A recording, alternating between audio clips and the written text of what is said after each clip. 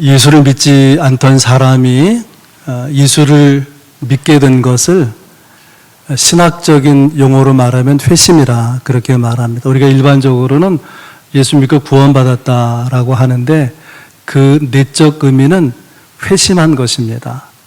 회심은 두 가지 종류가 있어요. 점진적 회심이 있고 또 급진적 회심이 있습니다. 바울의 회심은 급진적 회심이고 그의 제자, 그가 길렀던 디모데는 점진적 회심을 경험한 사람입니다.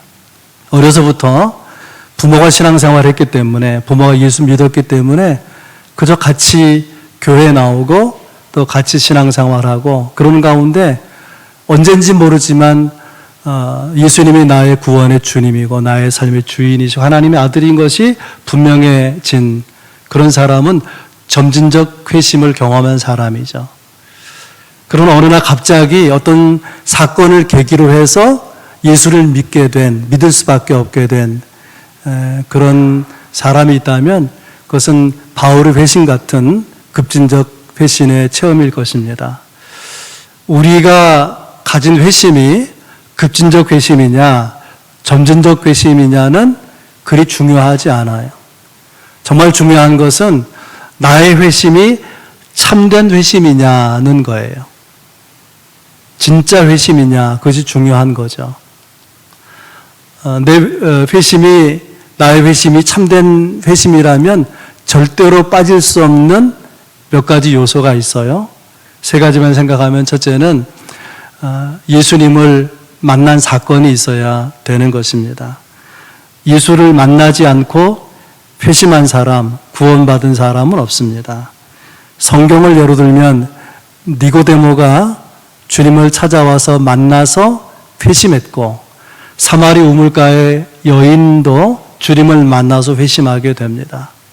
베드로는 어부 아닙니까? 고기잡이를 하고 나중에 다 돌아와서 그물을 손질할 때에 나를 따르라고 그렇게 부르시는 주님을 만나게 되면서 그가 회심을 경험하게 됩니다. 어떻게 우리는 주님을 만날 수 있을까? 주님이 우리에게 찾아오시면 만날 수 있고 또 우리가 주님께로 나아가면 주님을 만날 수 있는 것이죠. 어쨌든 주님을 만나는 사건, 주님을 만나는 시간이 있어야 된다. 이것이 회심의 첫 번째 단계입니다. 두 번째 단계는 만난 것으로 끝나지 아니하고 만나서 예수님을 나의 주님으로, 주인으로 영접해야 회심이 된다는 거예요. 초대교회 당시에 로마가 세계를 지배하고 있었을 때에 로마의 지배를 받는 사람들은 서로 만나서 이렇게 길에서 만나서 인사를 할 때에 안녕하세요 이렇게 인사하는 것이 아니라 가이사는 나의 주님입니다 라고 인사하도록 강요를 받았어요. 그러면 그 인사를 받은 사람은 맞습니다. 그렇습니다. 가이사는 나에게도 주님입니다. 그렇게 인사하도록 되어 있는데 간혹 아주 신실한 그리스도인들은 가이사가 나의 주님입니다 하고 상대방이 인사해 오면은 그렇습니다. 나의 주님도 가이사입니다 라고 말하지 아니하고 아닙니다. 가이사가 나의 주인이 아니라 나의 주인은 오직 예수 그리스도 뿐입니다. 그런 고백을 했다는 것입니다. 이런 인사 때문에, 이런 고백 때문에 불이익을 당하기도 하고 체포되기도 하고 혹은 매를 맞기도 하고 때로는 원형 경기자 끌려가 순교당하기도 하는 그런 어려움이 있었던 것이죠. 여러분은 어떻습니까? 여러분이 믿는 예수님을 나의 주님이라고, 내 영혼의 내 존재의 주인이라고 하는 고백이 분명합니까? 그것이 회심의 중요한 두 번째 요소라는 거예요. 그리고 이제 세 번째는 내 삶의 변화가 있느냐는 거예요. 주님을 만났고 그 주님을 내가 주인으로, 내 영혼과 내 삶과 인생의 주인으로 삼았다면 다스리는 자가 바뀐 거 아닙니까? 그러면 당연히 내 삶도 변화가 있기 마련인 것이죠. 만약에 내 삶의 변화가 신통치 않다면 정말 주인이 바뀐 것인지 예수님이 나의 주인 되신 것인지를 돌아봐야 될 것입니다. 우리가 회심했다고 해서 예수님 같은 혹은 바울 같은 성인이나 성자가 되는 것은 아니죠. 그러나 예수 믿는다는 것은 주인이 바뀐 사건이기 때문에 다소간이라도 얼마간이라도 내 삶에 변화가 있고 변화가 시작되어 나갈 수밖에 없는 것입니다. 이것이 회심이에요. 이것이 구원입니다. 오늘 본문은 바울이 아그리빠 왕 앞에서 자기 신앙 간증하는, 회심을 간증하는, 또 자기를 변증하는 그런 바울의 자기 변증, 신앙 회심의 간증이라고 볼 수 있습니다. 사람들에게 고소를 당해서 죄인이 아닌데 죄수 취급을 받으면서 손이 쇠사슬에 묶인 가운데 아그리빠 왕 앞에 서서 신문을 받는 장면입니다. 어떻게 생각하면 세상적으로 인간적으로 부끄러운 자리죠. 부끄러운 시간입니다. 저쪽은 왕이고 딱 보좌에 앉아있고 바울은 서서 쇠사슬에 묶인 채 죄수의 모습으로 있으니까 얼마나 부끄럽습니까? 그런데 바울이 하나도 부끄러워하지 아니하고 오히려 당당한 거예요. 29절에 보면 바울이 이르되 말이 적으나 많으나 당신뿐만 아니라 오늘 내 말을 듣는 모든 사람도 다 이렇게 결박된 것 외에는 나와 같이 되기를 하나님께 원하나이다. 아그리빠 왕이 바울을 신문하는 자리에 그것을 지켜보려고 많은 고관들이 자리에 함께하고 있는데 바울이 하는 말이에요. 내가 죄수로 취급받아서 결박된 이 사실 외에는 여러분 모두가 다 나처럼 되기를 바랍니다. 얼마나 자신만만합니까? 얼마나 당당합니까? 그는 사람들에게는 죄수의 모습으로 보일지 모르지만 하나님 앞에서 이 시간 나를 통해서 하나님이 어떤 일을 행하실까를 기대하고 바라보고 있기 때문에 당당한 것입니다. 왕 앞에 당당하게 서서 바울이 변증하는 바울의 변증은 어떤 내용일까요?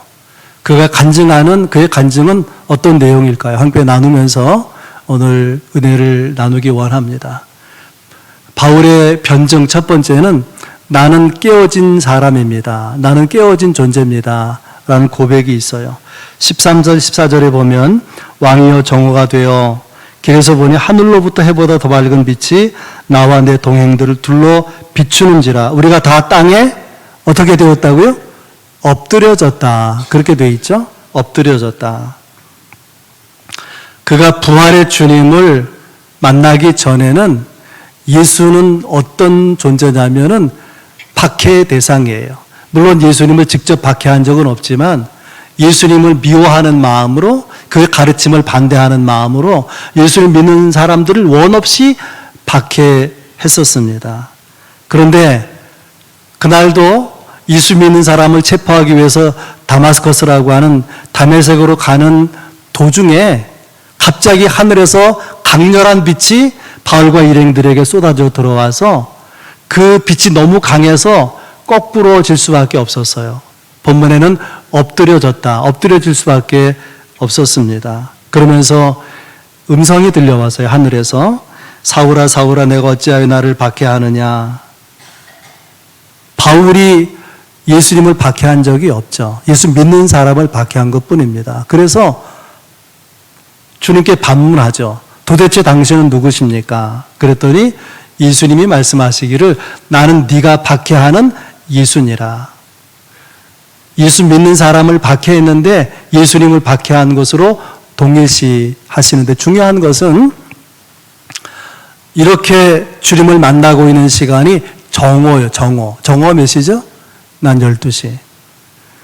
팔레스타인에서 중동 지방에서 정오라고 하는 것은 일하지 않고 쉬는 시간이에요. 너무 태양이 장렬하기 때문에 잘못하면 더위에 쓰러질 수도 있고 그렇단 말이죠.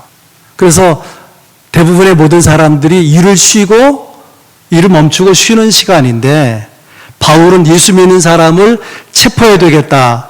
그런 일념으로 열정을 가지고 쉬지 않고 달려가고 있는 거예요. 체포하기 위해서. 그런데 말씀드린 대로 하늘로부터 해보다 더 밝은 빛이라고 했는데 엄청나게 강한 빛이, 강한 에너지를 가지고 있는 빛이 비추기 때문에 서 있을 수가 없었다는 거예요.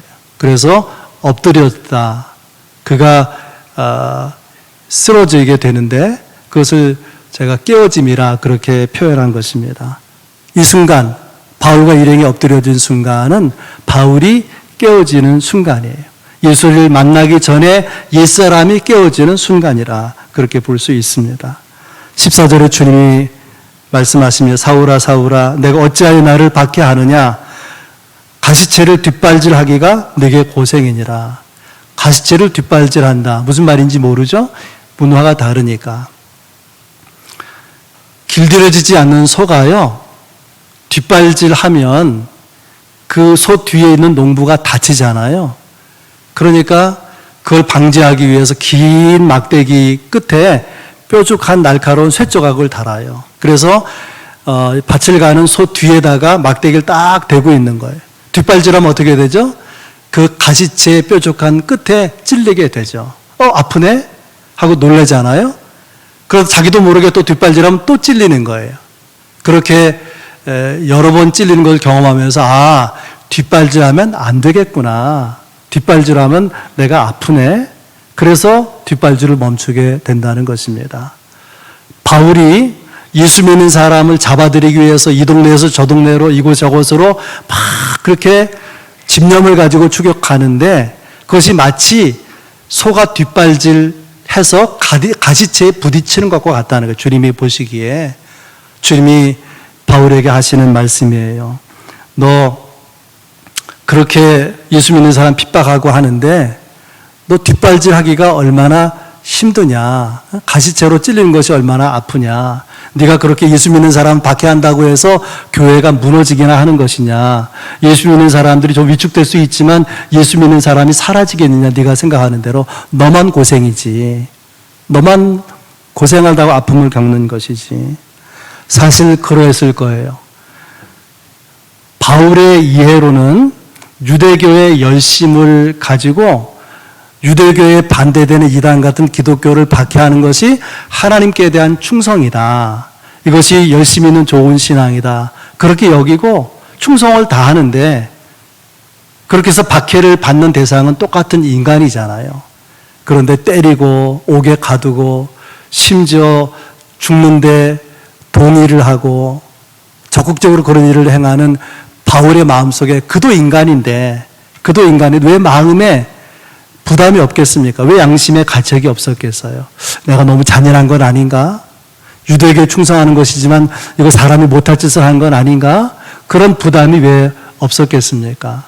그 중에서 절정의 사건이 뭐냐면 스데반이 설교하는데 유대인들의 마음을 불편하게 설교 듣는 사람의 마음을. 그러니까 갑자기 돌을 들어서 이 스데반에게 돌을 던지잖아요. 스데반이 돌 맞아 죽는데 그때에 바울에게는 지울 수 없는 두 가지 모습이 마음에 새겨지는 거예요. 하나는 뭐냐면 돌에 맞아 죽어가면서 어떻게 그렇게 얼굴이 평화로울 수 있을까?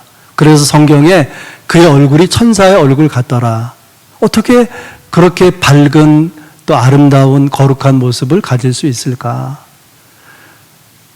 스데반의 입장에선 돌을 던지는 사람들은 원수인데 원수가 자기를 돌로 쳐 죽이려고 하는데 그 원수들을 향해서 하나님께 기도하기를 이들의 죄를 저들에게 돌리지 마옵소서.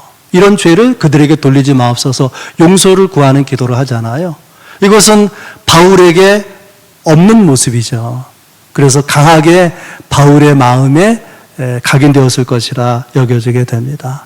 그러던 어느 날 예수 믿는 사람을 체포하러 갔다가 말씀드린 대로 강렬한 빛에 압도되어서 쓰러지게 되고 거기서 그의 옛사람이 산산조각으로 깨어져 나갔다는 것입니다. 여러분, 우리가 인생을 살면서 깨어짐을 당하는 것, 깨어짐을 경험하는 것은 아픈 사건이죠. 그러나 거기 놀라운 비밀이 있어요. 내가 깨어지는 자체는 아픈 것이지만 거기서 하나님의 역사가, 진지한 역사가 시작이 된다는 거예요. 내 꿈에 깨어지면 하나님의 꿈이 일어나는 것이고 내 비전에 깨어지면 하나님의 비전이 올라오는 것입니다. 찰스 스탠리라고 하는 남침내교의 목사님, 15,000명 출석하는 교회의 목사님이에요. 그분이 깨어짐의 은혜라는 책에서 깨어질 때 우리가 누리는 은혜에 대해서 몇 가지 말하는데요. 유익해서 소개하면, 첫째는 깨어짐으로 하나님에 대해서 더 깊은 이해를 가지게 된다. 이사야서 55장 8절 이하 말씀입니다. 이런 내 생각이 너희 생각과 다르며 내 길은 너희들과 다름이니라. 하늘이 땅보다 높음같이 내 길은 너희 길보다 높으며 내 생각은 너희 생각보다 높음이니라. 하나님이 선지자를 통해서 하나님의 생각은 우리 생각보다 높다는 거예요. 우리 생각보다 크고 깊다는 것입니다. 그렇다면 여러분 얼마나 자주 하나님의 생각을 물으셨습니까? 내 생각보다 좋은데, 내 생각보다 뛰어나고 크고 높으신데 얼마나 자주 주님의 생각을, 주님의 뜻을 물어보셨느냐 묻고 싶어요. 언제 우리가 하나님의 생각을 묻게 되느냐 하면은 내 인생이 계획한 대로 잘 이루어지게 되고 내 마음대로 잘 열려지게 되면 절대로 묻지 않죠. 그렇잖아요. 저나 여러분이나. 언제 묻게 됩니까? 생각한 대로 되지 않고 마음먹은 대로 풀리지 않고 계획한 대로 이루어지지 않고 매우 답답함을 느낄 때에 하나님 도대체 이유가 뭡니까?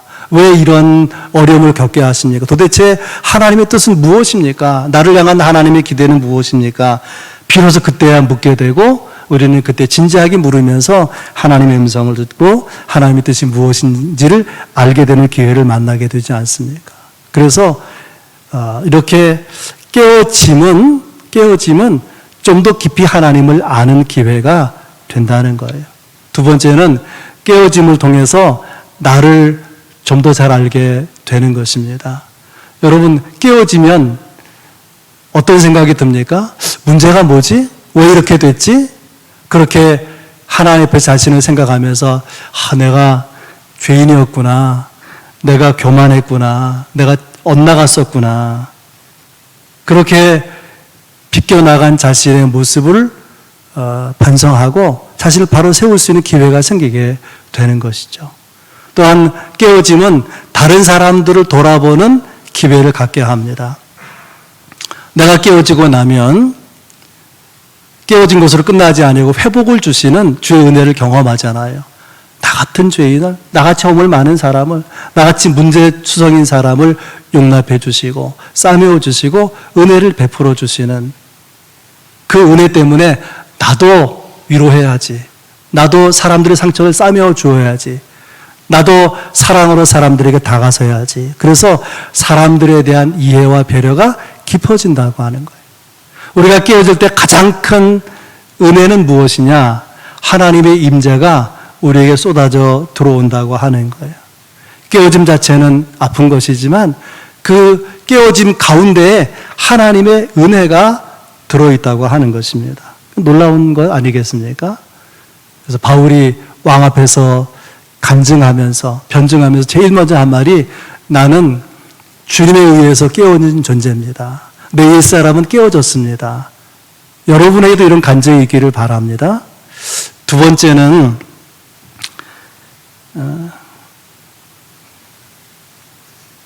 번째는 하나님께서 나를 부르셨습니다 라는 고백이에요. 다른 말로 하면 내가 주님께로부터 소명을 받은 자입니다 라는 고백입니다. 16절에 보면 오늘 설교 제목인 일어나 너의 벌러 서라, 그런 말씀이 있죠. 일어나서 너의 발로 굳게 서라, 이 말은 사명으로의 부르심입니다. 바울은 특별한 상황 가운데 부르심을 받았어요. 자기가 도저히 거부할 수 없는 압도되는 강렬한 빛 가운데서 거꾸러짐을 당하고 거기서 주님을 만나고 주의 부르심을 받았습니다. 이런 부르심은 매우 드물어요. 대부분의 사람들은 평범한 일상 가운데서 하나님의 부르심, 주님의 부르심을 받는 것입니다. 예를 들어서 다윗을 생각해 보세요. 다윗은 들에서 양들을 치고 있는데 사무엘 선지자가 불러서 왕으로 기름 부음을 받습니다. 양을 치다가 양을 치는 일상에서 부르심을 받았어요. 엘리사는 소를 몰고 가다가 엘리야 선지자로부터 엘리야를 이어서 선지자가 될 사람으로 부르심을 받습니다. 베드로는 어분된 물고기를 잡다가 이제 하루 일과를 끝내고 그물을 씻고 깁는 가운데 부르심을 받았어요. 다 생활하다가 일상 가운데서 부르심을 받은 것입니다. 왜 불렀을까요? 다른 사람이 없어서, 부를 만한 다른 사람이 없어서가 아니고 또 그가 탁월해서도 아닌 것입니다. 부르심을 받는 사람 입장에서는 별말은 다른 게 없어요. 다른 사람들과. 분명한 것은 부르실 때는 왜 부르시느냐? 그를 사랑해서 부르시는 거예요. 다윗을 부르실 때, 엘리사를 부르실 때, 베드로를 부르실 때 사랑하기 때문에 부르신다. 사랑하는 자를 가까이 두기 원하는 거잖아요. 사람들도. 그래서 바울을 부르신 주님, 사랑해서 부르신 주님이 여러분도 사랑하시기 때문에 여러분도 사명의 자리로 부르신다는 것을 아셔야 될 것입니다. 우리는 바울 사도가 받은 말씀, 일어나 너의 발로 일어서라, 그런 말씀을 받을 때 포기하고 싶을 때가 있어요. 주저앉고 싶을 때가 있습니다. 그럼에도 불구하고 부르심이 분명하다면 일어서야 돼요. 그것은 주님의 부르심이기 때문에 그래요. 그 부르심은 나와 세상을 유익하게 할 부르심이기 때문에 반드시 일어서야 되는 것이죠. 그래서 이렇게 부르심을 받는 바울을 가리켜서 주님이 뭐라고 말하냐면 너는 나의 종이다. 너는 나의 증인이다. 그렇게 말씀하십니다. 여러분, 노예가 있고 주인이 있는, 종이 있고 주인이 있는 세상 가운데 누가 종이 되고 싶겠습니까? 바울은 자유인이고 로마 시민권을 가진 사람, 누가 감히 바울을 종으로 만들 수가 있겠습니까? 그런데 부활의 주님이 바울을 딱 만나시고 너는 나의 종이다. 그렇게 종 삼으셨다고 하는 거예요. 이것은 예수님의 강권적인 선언이고 일방적인 선언, 거부할 수 없는 명령이에요. 그래서 19절에 이렇게 말합니다. 아그리빠 왕이여, 그러므로 하늘에서 보이신 것을, 이것은 강렬한 빛 가운데 주님이 만나서 사명으로 부르신 것을 말하는 거예요. 그러므로 하늘에서 보이신 것을 내가 거스리지 아니하였습니다. 내가 거스를 수 없어서 복음을 전했고 그것이 죄라고 여겨져서 여러분들이 나를 이렇게 체포해서 신문하고 있는 것입니다. 그런 이야기죠.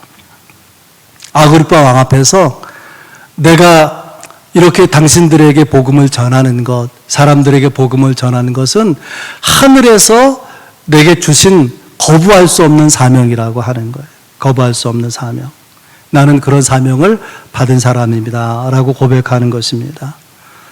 여러분, 하나님은 완벽한 사람을 부르시는 것이 아닙니다. 사실 완벽한 사람은 없잖아요.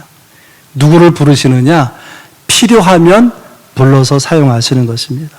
그래서 성경의 위대한 믿음의 사람도 끝까지 믿음을 지킨 사람은 거의 없어요. 여러분, 다윗을 생각해 보세요. 다윗은 하나님의 마음에 합한 사람이라 너무너무 주님이 사랑하시고 기뻐하셨지만은 그가 밧세바라는 여인을 보자 홀딱 반해가지고 그래가지고 거기서 불륜을 저지르잖아요. 이것 때문에 얼마나 오랜 세월 눈물로 참여합니까?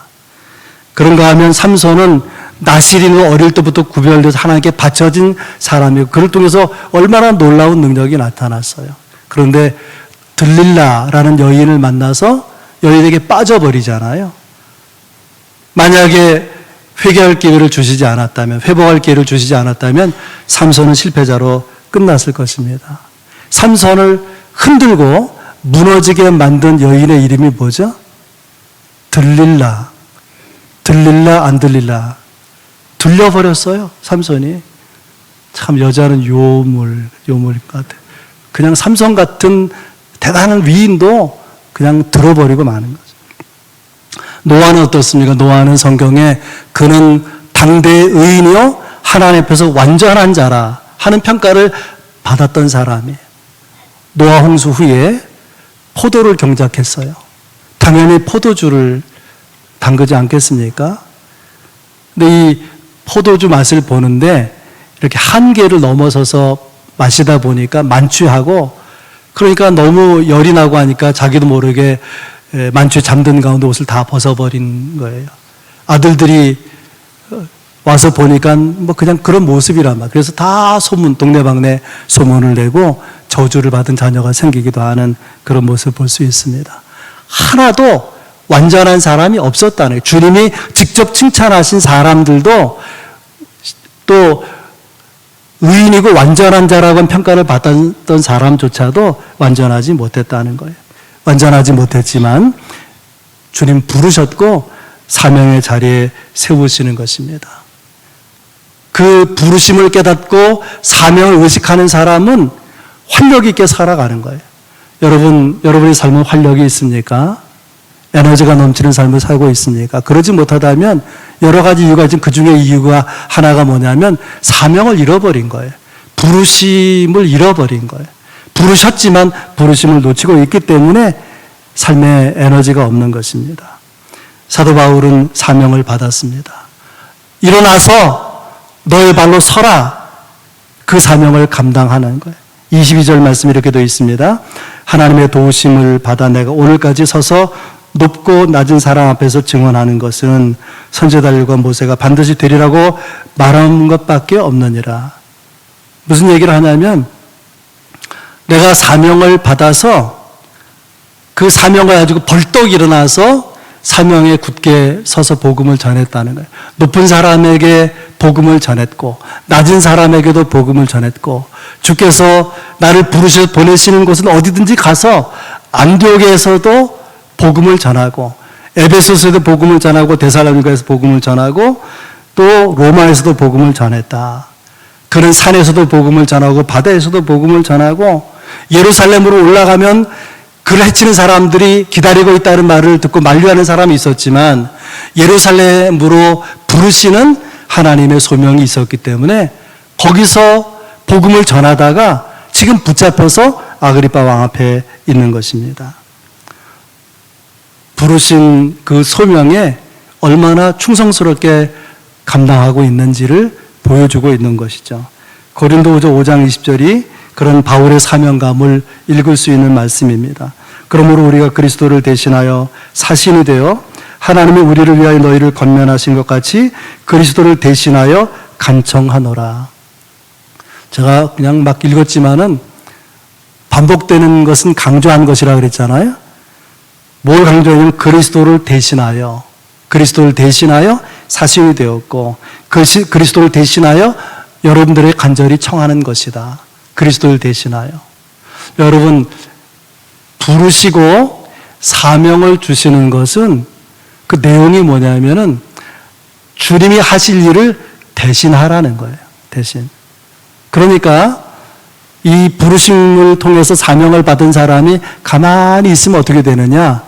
주의 일은 멈춰지는 거예요. 왜냐하면 주님이 하나님 우편으로 올라가시면서 주님이 하신 일을 대신하라고 맡긴 이것이 사명이에요. 이것이 부르심입니다. 그래서 예수님께서는 바울에게 너는 나의 종이다. 너는 나의 증인이다. 나를 대신해서 일할 주의 종이고 나를 대신해서 복음을 전할 증인이다. 그렇게 말씀하고 계신 것입니다. 우리가 종으로 주의 종으로 주의 증인으로 사명을 감당해야 되는 현실을 생각해 보세요. 얼마나 어려운 가운데 있는 것인지. 우리가 영혼을 구원하기 위해서 일하는 사역의 터전, 그것이 얼마나 이 세상 가운데서 잠식되어 가는지 몰라요. 복음 전하기 얼마나 어려운지 몰라요. 우리의 시대의 우리의 문화는요, 반기독교적이에요. 반그리스도적이고 반교회적이고 반하나님적인 문화가 팽창하고 있습니다. 어떤 권사님이 제천에 집회를 하면서 전단을 저한테 수십 장 이렇게 거의 100장 가까운 전단을 두고 갔어요. 근데 그 중에 차별금지법이 제정되는 걸 반대하는 전단도 있더라고요. 차별을 금지하는 건 좋은데 그 사이에 기독교를 무너뜨리는 요소들이 끼어들 수 있는 것 때문에 운동을 하고자 하는 거예요. 그래서 예를 들어서 신천지나 하나님의 교회가 교회에 들어오려고 하잖아요. 우리 교회는 신천지 출입을 금지합니다. 그러면은 이것은 종교차별이라고 하는 거예요. 종교차별. 종교차별을 금하는 법을 제정하려고 하는 거예요. 여러분, 그게 종교차별입니까? 종교차별이 아니잖아요. 그런 것뿐만이 아니라 여러 가지 뭐 성평등에 대한 문제, 뭐 이렇게 뭐라 그러죠? 남성이 여성이 되고 여성이 남성이 되는 그것도 예를 들어서 나는 남자인데 내 성적재성 여자다. 그래가지고 여자 화장실에 들어가는 거 그걸 막으면 성차별이 된다 그 말이에요. 이게 얼마나 기가 막힌 이야기입니까? 그래서 기독교의 반문화, 반기독교적인 분위기가 확산되어 가기 때문에 선교적인 기회가 점점 줄어들고 있다는 생각을 가지지 않을 수 없습니다. 그래서 어느 때보다도 더 주의 부르심에 그 사명에 충성되게 응답해야 될 시기 가운데 우리가 살고 있다고 하는 것입니다. 바울은 왕 앞에서 여러 고관들 앞에서 나는 내 옛사람은 깨어졌습니다. 주님에 의해서. 두 번째, 나는 주님으로부터 그 예수님으로부터 부르심을 받은 사명을 받은 존재입니다. 세 번째 내용은 내가 받은 사명은 이런 것입니다. 구체적으로 진술합니다. 그냥 부르기만 한 것이 아니라 구체적으로 감당할 사명이 있습니다. 라고 고백하는 거예요. 여러분, 우리가 누구를 부를 때 아무개 하고 부르잖아요. 그래서 왜요? 하고 대답하는데 그냥 그렇게 부르는 경우는 별로 없죠. 부를 때는 내가 너 부른 거 이런 이유 때문에 이걸 시키려고 부른 거야 라고 말하지 않겠습니까? 주님이 우리를 부르실 때도 부르기만 하는 게 아니에요. 부름을 받은 자가 해야 될 일 때문에 부르고 사명을 맡기는 거죠. 그럼 어떤 목적이 있느냐? 어떤 부르심의 목적, 어떤 사명의 목적이 있느냐? 18절에 세 가지 내용이 나오는데 첫째는 눈을 뜨게 하라는 거예요. 눈을 뜨게 하라. 그 눈을 뜨게 하여 어둠에서 빛으로 나오게 하라. 2000년 전에 예수님께서 이스라엘 땅에 계셨을 때에 그가 계신 것을 눈으로 보고 귀로 들었지만은 많은 사람들이 예수님을 영접하지 않았어요. 이유가 뭘까요? 영적인 눈이 떠 있지 못하기 때문에 육신의 눈으로 보면서도 귀로 들으면서도 예수님을 메시아로 받아들이지 못했다고 하는 거예요. 바울 사도 마찬가지 아닙니까? 그 영적 눈이 어두워져 있었기 때문에 예수 믿는 사람들을 잡아들이고 또 박해하고 때리기도 하고 죽음에 넘기는 일에 적극적으로 가담하기도 하고 그랬던 그가 주님이 그에게 찾아오셔서 만나주시고 그의 영혼의 눈을 띄워주시니까 이게 내가 잘못 살아왔구나. 그동안 내가 잘못 이해했었구나. 그러면서 영적 어둠 가운데 있다가 빛 가운데로 나오게 되는 경험을 하게 되지 않았습니까? 눈을 뜨고 보니까 전에 자기가 소중하게 여겼던 것, 대단하게 여겼던 것, 자랑으로 여겼던 것들이 아무것도 아니라는 것을 깨닫게 됩니다. 여러분 사실 그러지 않습니까? 정말 소중한데 그보다 훨씬 소중한 것을 내가 얻게 되면은 전에 가진 것 시시해지는 거죠. 바울은 주님을 만나기 전에 무엇을 소중하게 여겼는가? 빌립보 3장 5절 이하에 나와요. 나는 8일 만에 할례를 받고 이스라엘 족속이요 베냐민 지파요 히브리인 중에 히브리인이요 율법으로는 바리새인이요 열심으로는 교회를 박해하고 율법의 의로는 흠이 없는 자라. 한마디로 말하면 자랑할 만하다 그 말이에요. 그는 누구보다도 율법에 철저한 율법주의자고 바리새인 중에 바리새인이고 그는 로마 시민권을 가지고 있고 그리고 가말리엘이라고 하는 당대 최고의 학자 수하에서 그 문화에서 공부한 수재예요. 잘할 만하지 않습니까? 그런데 그가 영적인 눈을 뜨고 뭐라고 말하냐면 이 모든 것 내가 자랑으로 삼았던 것을 오히려 나는 배설물로 여기노라 그렇게 고백합니다. 영적 눈을 뜨고 보니까 가치관이 달라진 거예요. 가치관이. 영적 눈을 뜨고 가치관이 달라지고 그에게 사명이 보이게 된 것입니다. 그래서 바울을 불러서 너는 사람들의 영적 눈을 뜨게 하는 사명을 감당하라는 거예요. 그래서 사람들이 영적 어둠 가운데서 빛 가운데로 나오게 하라. 첫 번째 목적이고요. 두 번째 부르심의 목적은 하나님께로 돌아오게 하라. 18절에 사단의 권세에서 하나님께로 돌아오게 하고, 그런 표현이 있죠. 사단의 권세에서 하나님께로 돌아오게 하고.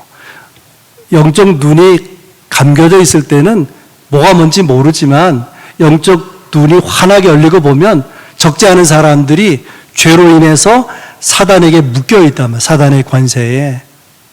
그래서 사람들을 사단의 그 억압에서부터 벗어나게 하고 하나님이 사랑하시는 예수님의 나라로 옮기는 것. 나라는 통치를 말하는 거예요. 예수님의 다스림 가운데 거하게 하는 것. 이것이 너를 부른, 너에게 사명을 주는 목적이다. 그렇게 말씀하시는 것입니다.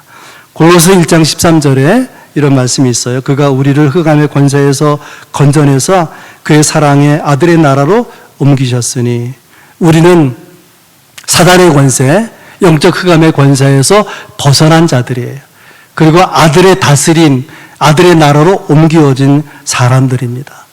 더 이상 사단의 지배가 우리를 컨트롤하지 못한다는 말이죠. 적지 않은 그리스도인들이 귀신을 무서워하고요, 귀신 들린 사람을 꺼려해요. 그건 오해입니다. 왜냐하면 진짜 귀신은요, 예수 믿는 사람 무서워해요.